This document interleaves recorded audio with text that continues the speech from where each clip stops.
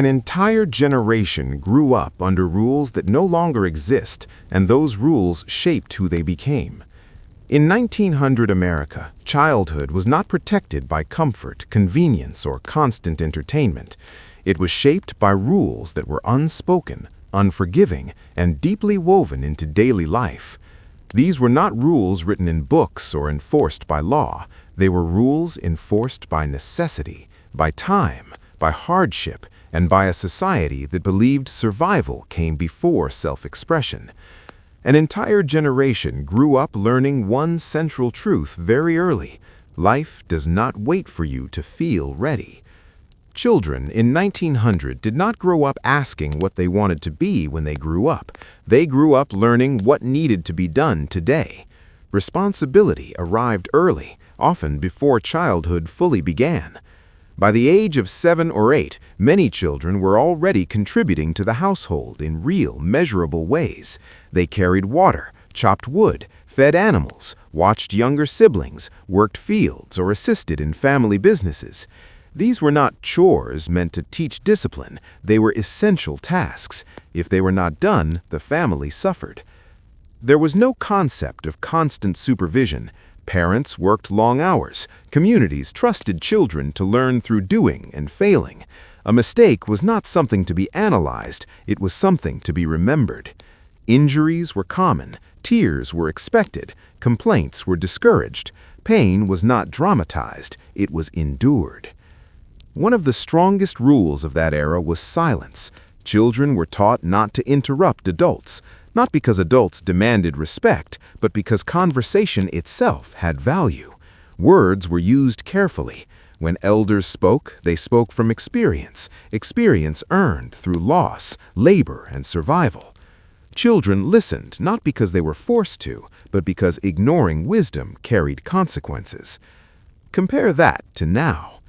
Today, children are surrounded by voices, screens, notifications, constant feedback. They are encouraged to speak, express, question, and challenge. While this creates confidence, it also creates noise. In 1900, silence taught observation. Children learned by watching how adults handled fear, grief, and responsibility. Now, many children learn through explanation rather than example. Time itself followed different rules. In 1900, time was physical. Days were measured by sunlight. Work started at dawn and ended at dusk. There were no extensions, no second chances after dark. This taught discipline without motivation speeches. If something wasn't done today, it waited, sometimes with serious consequences. Children grew up understanding limits of energy, limits of daylight, limits of strength. Rest was not negotiated. It arrived when the body demanded it. Sleep came easily because exhaustion was real. Today, time is flexible. Artificial light stretches nights. Deadlines move. Distraction delays responsibility. Children grow up believing time can always be adjusted. In 1900, time was an authority you did not argue with. Another rule was emotional restraint. In early 20th century America, emotional expression existed, but it was controlled, not because people were cold, but because life demanded stability. Families faced disease, child mortality, financial collapse, and physical danger regularly. Breaking down publicly was a luxury few could afford. Children were taught to hold it together. Fear was managed quietly. Grief was shared privately. Strength was not something you talked about, it was something you demonstrated. Now, emotional openness is encouraged, and that is not wrong, but the difference is stark. In 1900, resilience was built through exposure. Today, resilience is often discussed before it is tested. Family hierarchy was another defining rule. In 1900, families were structured clearly. Parents led, elders advised, children followed. Authority was visible and consistent. This did not mean families were loving less. It meant love had boundaries. Children understood where decisions came from and why obedience mattered. Survival required coordination. Now, family roles are more fluid. Parents negotiate. Children explain. Authority is often shared. This can create emotional closeness, but it can also blur responsibility. In 1900, children did not carry the burden of choice. That burden rested on adults. Community enforced these rules collectively. Neighbors noticed behavior. Teachers disciplined without hesitation. Church leaders addressed moral issues openly. There was little anonymity. A child's actions reflected on the family name. Reputation mattered because community memory was long. Today, mobility and anonymity protect people from social consequence. Families move, communities reset. Children grow up less tied to collective identity. In 1900, belonging came with expectations. Education followed different priorities. Schooling in 1900 focused on discipline, memorization, and obedience.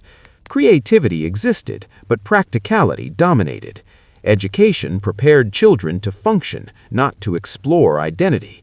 Many children left school early to work. Learning continued through labor.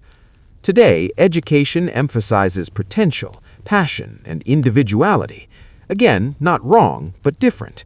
In 1900, education prepared children for reality. Today, it often prepares them for possibility. Perhaps the most powerful rule of all was this: no one was coming to save you. There was no social safety net, no mental health awareness, no emergency assistance as we understand it today. Families survived through cooperation and endurance. Children grew up knowing their contribution mattered. That knowledge shaped confidence in adulthood. They knew they were needed.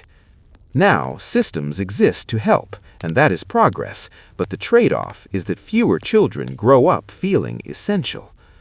When we look back, it is easy to romanticize that era or criticize it, but the truth is more complex.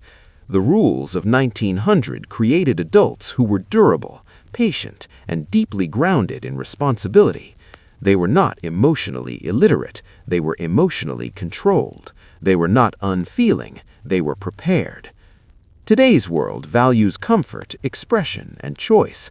Yesterday's world valued endurance, duty, and survival.